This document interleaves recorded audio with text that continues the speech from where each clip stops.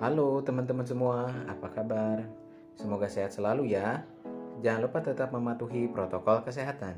Kali ini kami dari kelompok 1 akan menyampaikan materi mengenai manajer dan tempat kerja sebagai tugas mata kuliah prinsip manajemen dengan dosen pengampu yaitu Dr. Anda Ibu Mariati Tirtawiyata MBA.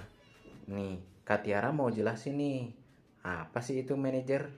Untuk teman-teman mahasiswa manajemen, pasti sudah tidak asing lagi dengan yang namanya manajer. Lalu, siapa sih manajer dan di mana mereka bekerja?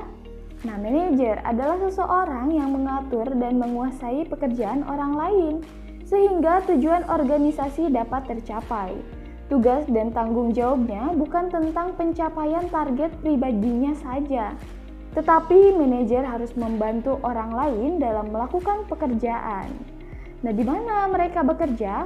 Manajer bekerja dalam sebuah organisasi atau dalam sebuah perusahaan. Nah, teman-teman semua, itu adalah penjelasan mengenai manajer. Lalu, kita akan bertanya-tanya, seberapa penting sih seorang manajer? Nah, alasannya mengapa manajer itu sangat penting adalah supaya organisasi atau perusahaan dapat tumbuh dan berkembang serta dapat survive untuk kemajuan perusahaan atau organisasi. Seorang manajer akan tahu waktu yang dibutuhkan, persiapan yang diperlukan, dan tahapan-tahapan apa yang harus dilakukan untuk mencapai target perusahaan. Keterampilan dan kemampuan itu biasanya hanya dimiliki oleh seorang manajer yang baik. Apabila di masa yang penuh dengan ketidakpastian ini, dinamika tenaga kerja yang terus berubah, iklim ekonomi dunia yang tidak stabil, teknologi yang setiap saat berubah, globalisasi yang terus meningkat, disinilah mengapa manajer sangat dibutuhkan.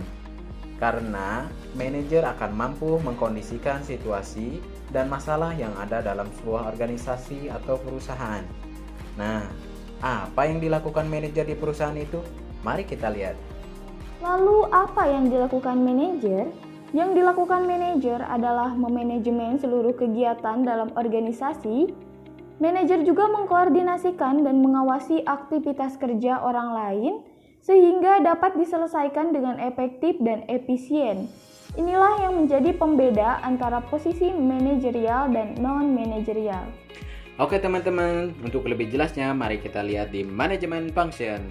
Menurut Henry Payo, manajer harus melakukan 5 fungsi. Yang pertama, fungsi perencanaan. Yang kedua, fungsi pengorganisasian. Yang ketiga, fungsi penguasaan. Yang keempat, fungsi pengordinasian. Yang kelima, fungsi pengendalian. Namun, yang kita gunakan saat ini hanya 4 fungsi, yaitu yang pertama, fungsi perencanaan, di mana manajer akan melakukan goal setting dan membuat rancangan sesuai dengan tujuan perusahaan. Yang kedua, fungsi pengorganisasian. Manajer akan membagikan tugas dan tanggung jawab kepada bawahan sesuai dengan lini dan divisi masing-masing. Yang ketiga, tugas sebagai memimpin. Manajer akan memotivasi dan melatih karyawan agar dapat bekerja dengan baik. Yang terakhir adalah mengendalikan, di mana fase ini merupakan fase evaluasi seorang manajer, apakah pekerjaan karyawan bekerja dengan baik atau tidak sesuai dengan yang diarahkan. Dan selanjutnya ada peran manajer menurut Henry Mintzberg. Manajer di tempat kerja memiliki peran nih teman-teman mahasiswa. Yang pertama ada interpersonal role atau peran antar pribadi. Di sini ada 3 poin. Yang pertama figurehead atau sosok figur. Manajer sebagai inspirasi atau contoh, juga sebagai tugas-tugas hukum, seremonial dan juga kewajiban sosial. Dan di poin kedua ada leader atau pemimpin. Manajer sebagai hubungan karyawan, berkomunikasi, memotivasi, melatih, mengawasi, dan juga mengevaluasi. Dan di poin ketiga ada penghubung. Manajer sebagai penghubung jaringan antar unit kerja dan juga untuk berkolaborasi. Dan yang kedua ada informational role atau peran informasi nih. Di sini juga ada 3 poin. Yang pertama ada monitor atau memantau. Peran manajer untuk menilai hasil kerja, isu-isu internal maupun eksternal. Dan di poin kedua ada diseminator atau penyebar. Manajer mentransmisikan informasi baik dari internal maupun eksternal. Dan di poin ketiga ada spokesman atau juru bicara. Manajer sebagai orang yang bertugas menyampaikan informasi organisasi kepada para pemangku kepentingan. Dan selanjutnya yang ketiga yaitu decisional role atau peran keputusan. Nah, di sini ada 4 poin. Yang pertama, entrepreneur atau wirausahawan. Di sini manajer sebagai inisiator, sebagai perencana, pendorong perubahan, dan juga mendelegasikan. Dan di poin kedua ada disturbance handler atau penanganan gangguan. Manajer mengambil tindakan cepat dan akurat dari masalah baik internal maupun eksternal. Dan di poin kedua ada resource allocator atau pengalokasian sumber daya. Di sini manajer mendistribusikan sumber daya dari semua jenis, waktu, dana, sumber daya manusia, dan juga sumber daya alam. Dan di poin keempat ada negosiator atau negosiasi. Nah, di sini manajer memiliki peran untuk mewakili negosiasi dalam negosiasi besar yang berpengaruh terhadap area tanggung jawab. Nah, teman-teman, selain keterampilan yang tadi kita bahas, menurut Robert Elkach, manajer juga memiliki keterampilan penting, yaitu yang pertama, keterampilan teknis. Merupakan pengetahuan teknik khusus untuk kemahiran dalam suatu pekerjaan. Yang kedua adalah keterampilan manusia, yaitu keterampilan yang melibatkan pekerjaan individu maupun kelompok.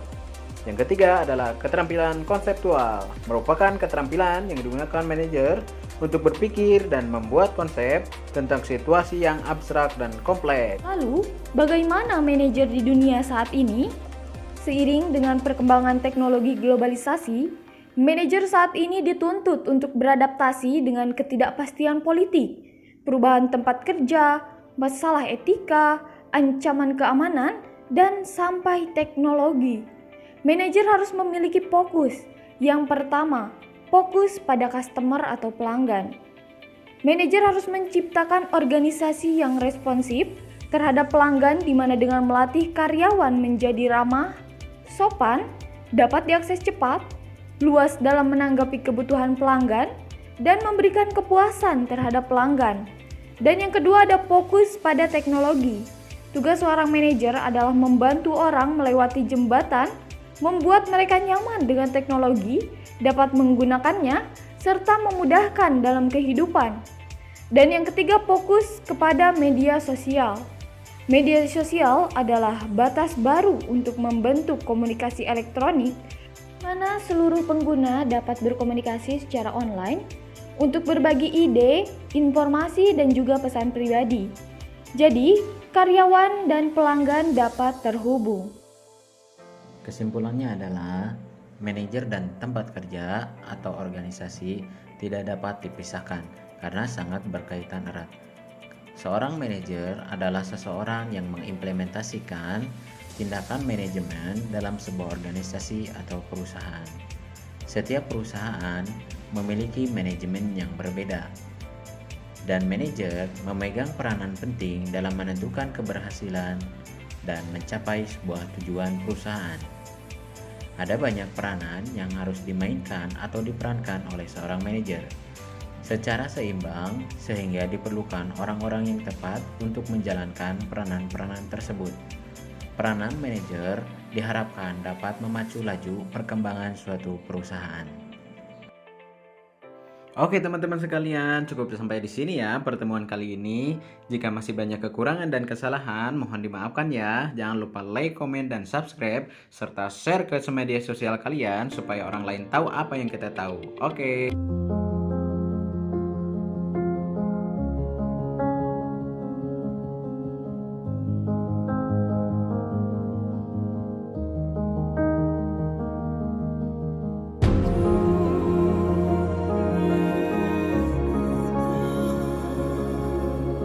You